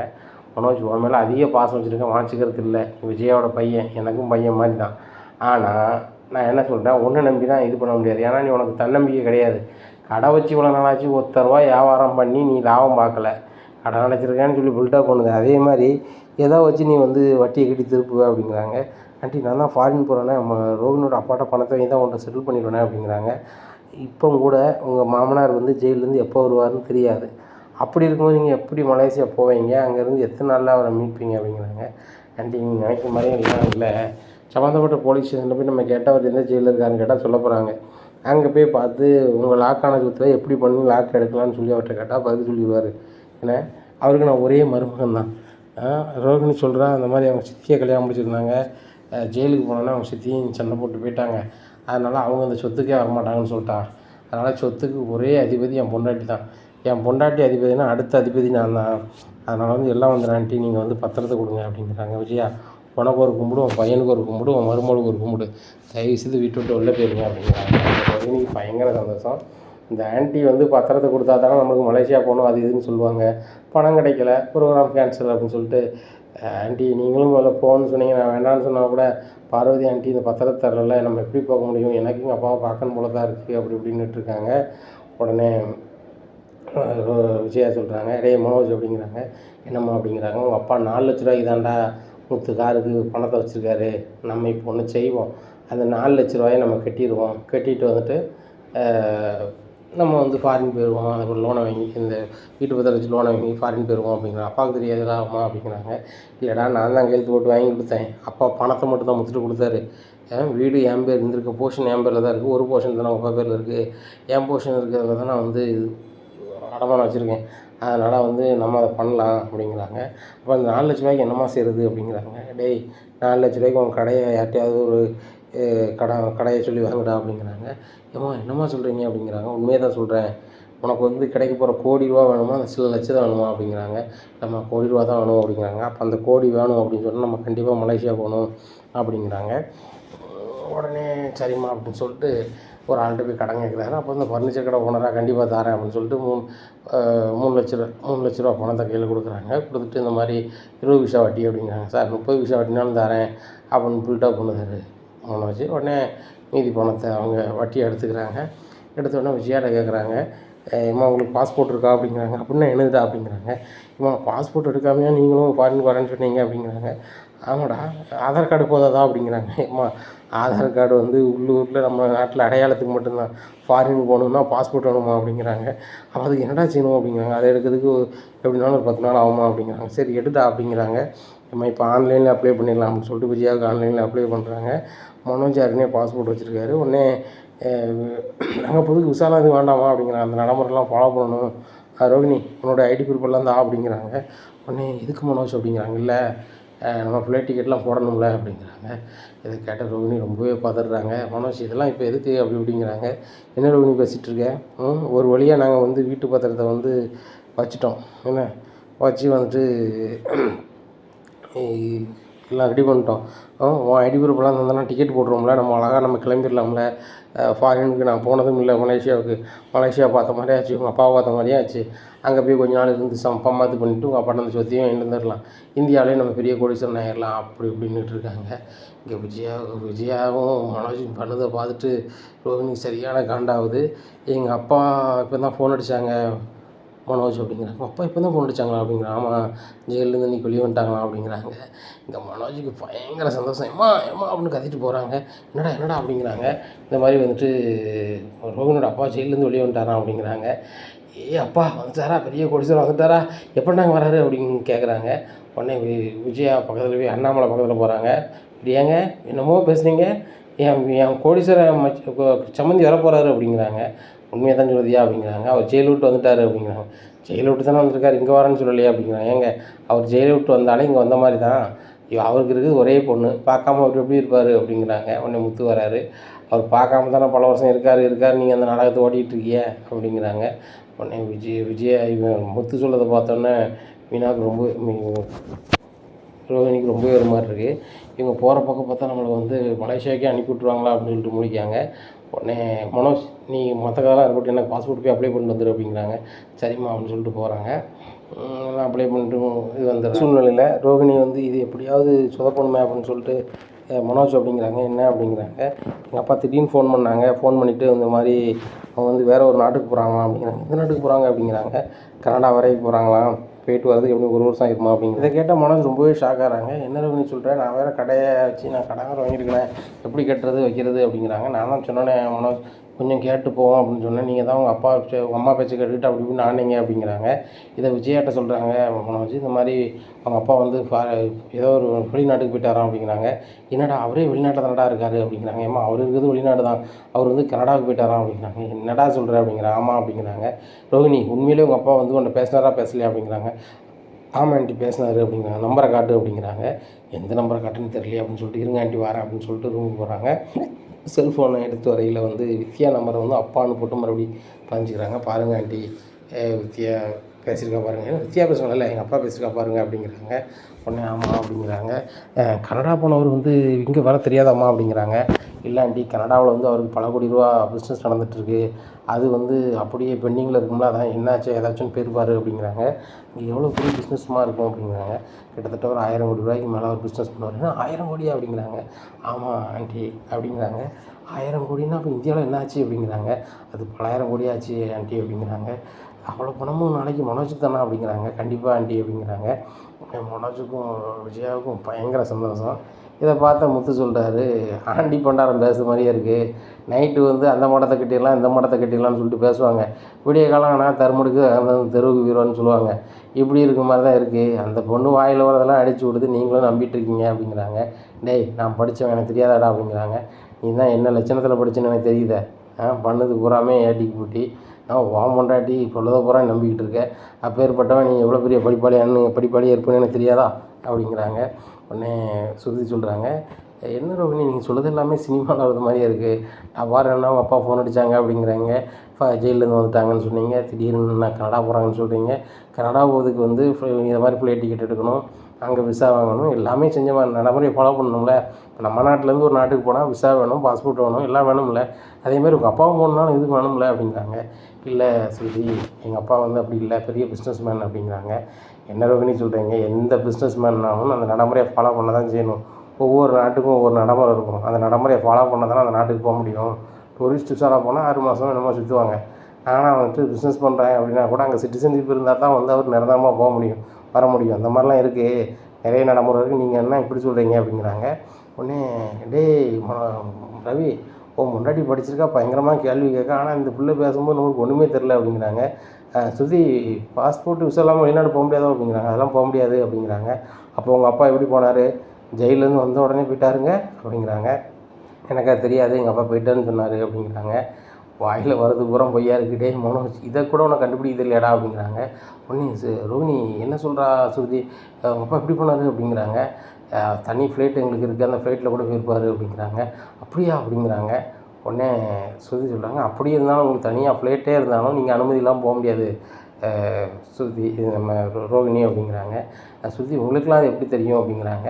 நானும் படிச்சிருக்கேன் ரோஹிணி, படிக்காத ஆள் இல்லை, எனக்கும் நாட்டு நடப்பு தெரியும் அப்படிங்கிறாங்க. அதான் சக்கை அப்படிங்கிறவங்க வந்து சரியான போட்டி. சுருதி, கரெக்டாக கேளுமா, கரெக்டாக கேட்குறேன், பலகுரலே சூப்பர்ரா ரவி அப்படிங்கிறாங்க. உடனே நீங்கள் சொல்லுறதெல்லாம் பொய்யா இருக்குமோன்னு தோணுது ரோஹிணி அப்படிங்கிறாங்க. ஏன் சுருதி இப்படி பேசுறீங்க அப்படிங்கிறாங்க. ஆமாம், உங்கள் அப்பா ஜெயிலேருந்து வந்துட்டாங்கங்கிறீங்க, வந்தோடனே வேறு நாட்டுக்கு போயிட்டாருங்கிறீங்க, அது என்ன தான் நடக்குது, உண்மையா பொய்யா அப்படிங்கிறாங்க. இங்கே திருன்னு முழிக்காங்க ரோகிணி. ஆகா என்ன சொல்லி சமாளிக்கணும்னு தெரியலையே அப்படின்னு சொல்லிட்டு, ஸ்ருதி என்ன நடக்குதுன்னு எனக்கே தெரில, எங்கள் அப்பா சொன்னது தான் நான் சொல்கிறேன். எங்கள் அப்பாவுக்கு வந்து ஒரு வேளை என்ன பிடிக்கல என்னமோ தெரியல, நான் வந்து அவருக்கு பிடிக்காமல் கல்யாணம் பண்ணிட்டேன். ஆனால் ஒரு வாட்டி பேசும்போது சொன்னார், நம்ம ஸ்டேட்டஸுக்கு ஏற்றாப்புல மாப்பிள்ளை தேடிக்கலாம், மாப்பிள்ளை போயும் சுமாராக இருக்காருன்னு மாமா சொன்னார். அது போக வந்துட்டு அவங்க ரொம்ப வசதி கம்மி, ஏழையாக இருக்காங்க, ஏழை வீட்டில் எப்படி நீ கல்யாணம் முடிச்சு எப்படி வாழ்ந்த அப்படின்னு சொல்லி ஒரு மாதிரி பேசினார். அதனால் இங்கே வர விருப்பம் இல்லாமல் தான் அப்படி சொல்லுவாருன்னு தெரியல அப்படிங்கிறாங்க. உடனே சொல்கிறாங்க, இது வேணால் உண்மையாக இருக்கலாம் அப்படிங்கிறாங்க. உடனே மனோஜ் சொல்கிறாரு, எங்கள் வீட்டு அவ்வளோ ஒன்றும் ஏழை இல்லையே அப்படிங்கிறாங்க. உடனே விஜயா சொல்கிறாங்க, உங்கள் மாமா இங்கே வந்து நல்லா சாப்பிட்டுட்டு நல்லா பேசிவிட்டு என்னையெல்லாம் ஆன்ட்டின்னு பேசிவிட்டு அவர் வந்து என்னையை வந்து அங்கே குறை சொல்லியிருக்காருன்னு நாங்கள் வந்து கஷ்டப்படுவோம் அப்படி இப்படின்னு சொல்லிட்டு, இல்லை ஆண்டி எங்கள் வசதியை வந்து மலேசியாவில் இருந்து இங்கே ஒப்பிடும்போது நீங்கள் ஏழை தானே, நாங்கள் பெரிய பணக்காரங்க தானே அப்படிங்கிறாங்க. அவனை முத்து சொல்கிறாரு, அங்கே போய் பார்த்தா தான் தெரியும் ஓட்டாண்டியா பெரிய கோடீஸ்வரங்களான்னு சொல்லிட்டு ஓவராக தான் பில்டப் பண்ணிகிட்ருக்க அந்த மனோஜ் பொண்டாட்டி. எப்பா ஒரு நாள் நம்ம என்ன செலவாயிட்டாலும் பரவாயில்லப்பா, நம்ம பேசாமல் ஃபாரின் போய்ட்டு வந்துடுவோமா அப்படிங்கிறாங்க. டேய் முத்து, போயிடுவோமா ஒரு நாள் ஃபாரின் போயிடுவோமா அப்படிங்கிறாங்க. ஆமாப்பா எங்கே போகிறோமோ போகலையோ இந்த பிள்ளை வந்து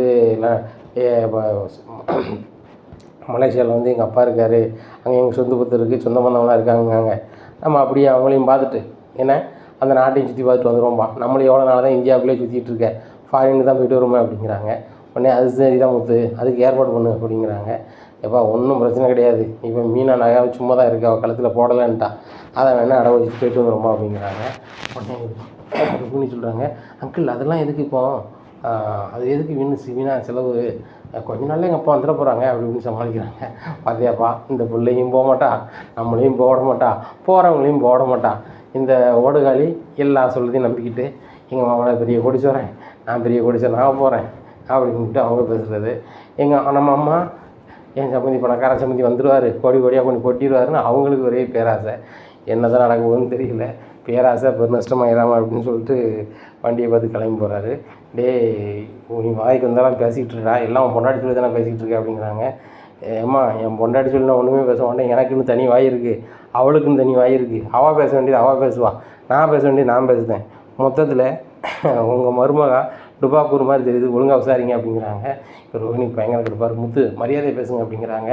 நீ பேசுறதெல்லாம் பார்க்கும்போது உனக்கு மரியாதை கொடுக்கணும்னு தோணலை, என்றைக்கு நீ வந்து கரெக்டாக பேசுறியா அன்றைக்கி நான் மரியாதை கொடுத்துக்கிறோமா, நான் போன பிறகு என்ன எஸ்ஆர்எம் என்னமா அப்படின்னு சொல்லிட்டு கிளம்பிடுறாரு. ரோஹிணி பயங்கர கடுப்பாக இருக்குது. உடனே விஜயா சொல்கிறாங்க, ரோஹிணி அவன் பேசுகிறவன் எடுக்காத, எதுவும் எடுக்காத, முதல்ல உங்கள் அப்பாவை நம்ம வந்து எங்கே இருக்காருன்னு சொல்லிட்டு மேபி பார்த்தாகணும், அப்படி பார்த்து அவர்கிட்ட போய் நம்ம பணம் வாங்கினா தான் அந்த முத்து நம்ம மதிப்பம் பார்த்தல, இந்த மீனாவை எவ்வளோ ஏகத்தலமாக பார்க்க என் வீட்டுக்காரர் என்னெல்லாம் நக்கல் பேசுகிறாரு, இதுக்கெலாம் நம்ம ஒரே வழி உங்கள் அப்பாட்டிருந்து பணம் வாங்கி பெரிய ஆள் ஆறது தான் அப்படிங்கிறாங்க. உடனே ரோஹிணி எப்படியாவது உங்கள் அப்பா எங்கே இருக்கார் எது இருக்கார் அப்படின்னு சொல்லிட்டு கேளு, இல்லை கனடாலே இருப்பாரான்னு கேளு, நம்ம கனடா கூட போயிடலாம் அப்படிங்கிறாங்க. மனோஜ் கனடாவுக்கு போய் நம்ம என்ன செய்ய போகிறோம் அப்படிங்கிறாங்க. உங்கள் அப்பா தான் அங்கே பெரிய பிஸ்னஸ் பண்ணுறான்னு சொல்கிறியா, நம்ம அங்கே போய் பார்த்துருவோம், பார்த்துட்டு அந்த கனடா பிஸ்னஸ் கூட நான் வந்து ஃபாலோ பண்ணிக்கிறேன், நானே பார்த்துக்கிறேன் அப்படிங்கிறாங்க. உங்கள் அப்பாவும் பார்க்க கஷ்டத்தானே போடுவாங்க, நீ சொல்லலாம் நீ ப்ளீஸ் அப்படிங்கிறாங்க. இல்லை எங்கள் அப்பா இன்னொரு வாட்டி ஃபோன் பண்ண நான் சொல்லிடுறேன் அப்படிங்கிறாங்க. சரி உங்கள் மாமா தான் அவன்கிட்ட நல்லா பேசுவார்ல, உங்கள் மாமா நம்பரை கொடு நானாவது பேசுகிறேன் அப்படிங்கிறாங்க. இல்லை நீங்கள் வந்து பிஸ்னஸில் ஜெயிச்ச பிறகு தான் அவர் பேசணும்னு சொல்லியிருக்கேன் அப்படிங்கிறாங்க. சரி ரோஹிணி நீனாவது பேசு அப்படிங்கிறாங்க. நான் எப்படி பேசுகிறது அப்படிங்கிறாங்க. ஒன்று செய், ஃபோன் நம்பரை கொடு, அம்மாவை பேச வைப்போம் அப்படிங்கிறாங்க. ரோஹிணி இதுவும் சரி தான், உங்கள் மாமா என்கிட்ட சூப்பராக பேசுவார், அவர்கிட்ட நான் சொன்னேன் அப்படின்னா உங்கள் மாமா வந்து கண்டிப்பாக உங்கள் அப்பாட்ட சொல்லுவார், உங்கள் அப்பாவும் நான் கனடாவில் இருக்கேன், நீங்கள் கனடாவுக்கு வாங்கன்னு சொன்னால் நல்லது தானே ரோஹிணி அப்படிங்கிறாங்க. என்னடா இவங்க எதாச்சும் சொன்னாலுங்க எங்கள் அப்பாவை பார்க்கணும், பணத்தை வாங்கணும் அப்படி இப்படின்னுட்டு இருக்காங்க, எப்போண்டா எங்கள் அப்பாவை நம்மளும் பார்க்க போகிறோம் அப்படின்னு சொல்லிட்டு மனசுக்கு நினைக்காங்க. அப்போ தான் ரோஹிணி நினைக்காங்க, நம்ம சொன்ன கேரக்டரே போய் இதையும் நம்ம வந்து நம்மது மாதிரி நம்மளே நினைக்கும் பாரு அப்படின்னு சொல்லிட்டு ஒரு மாதிரி ஆகிறாங்க.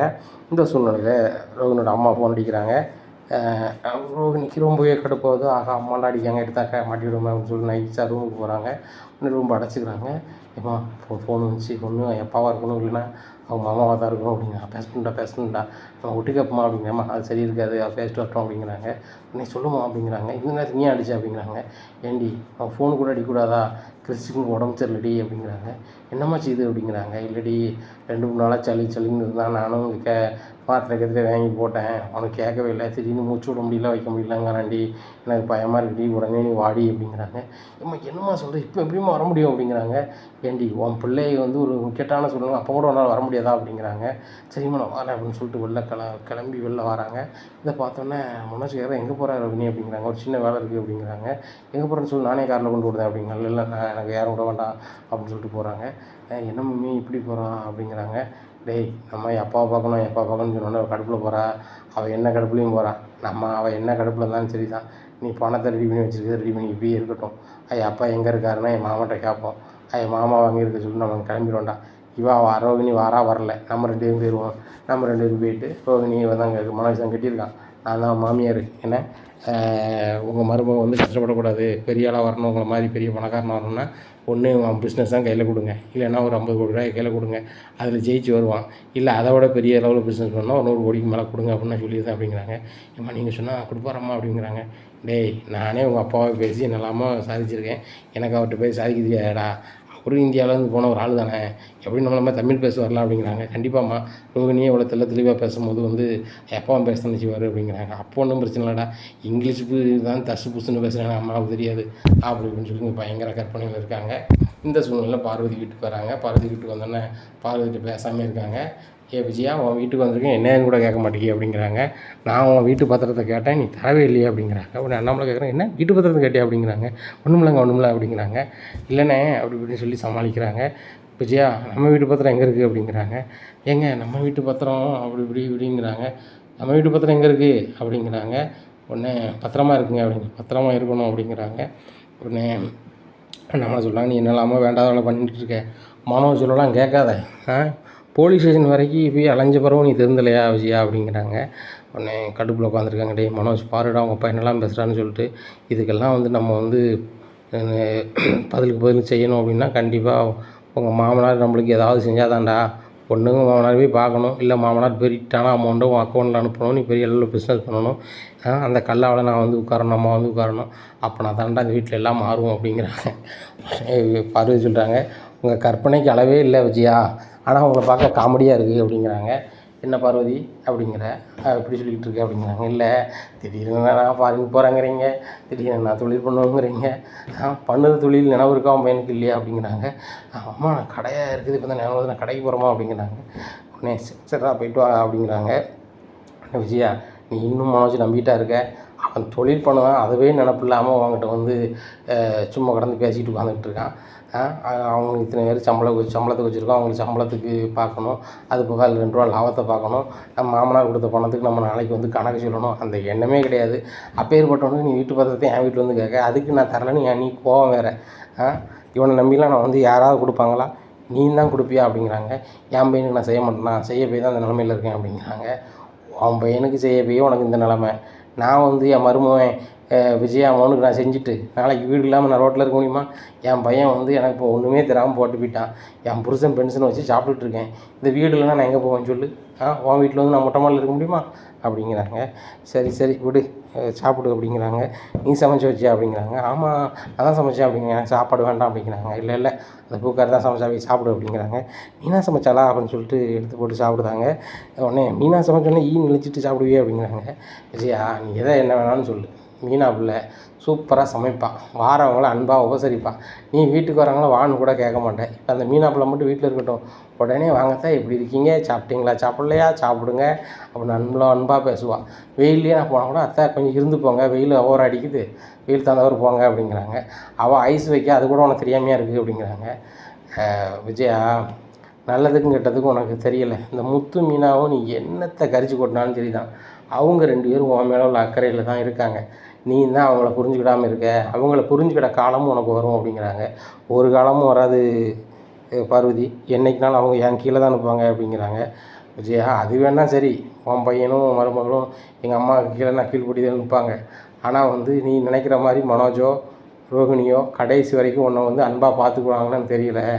உன் மனோஜ் மாதிரியே தான் என் பையனும் நீ பண்ணான், ஏம்மா உன்னையை பார்க்காம ஏம்மா உன்னைக்கு நான் செய்யாமையம்மான்னா, கடைசியில் பார்த்தா என் மருமக அவனை கூட்டிட்டு அவள் வீட்டை பார்த்து போயிட்டான். இப்போ ஃபோன் பண்ணி கூட என்ன ஏது நீ சாப்பிட்டியா சாப்பிடலன்னு கூட அவன் கேட்கறது கிடையாது. சரியா, அப்படிப்பட்ட நிலைமையில தான் நான் இருக்கேன். ஏன் நிலைமை உனக்கு வந்துடக்கூடாதுன்னு சொல்லிட்டு தான் நான் திரும்ப சொல்லுதேன். நீ மனோஜ் நம்பாத, மனோஜ் நம்புன அப்படின்னா நீ கெட்டு போய் தான் நிற்ப அப்படிங்கிறாங்க. பார்வதி உன் பையனை நீ எப்படி வளர்த்தியா எனக்கு தெரியாது, என் பையன் மனோஜ் நான் அவ்வளோ கரெக்டாக வளர்த்துருக்கேன், இன்னி சூப்பராக வச்சு பார்த்துக்குவான்னு எனக்கு தெரியும்.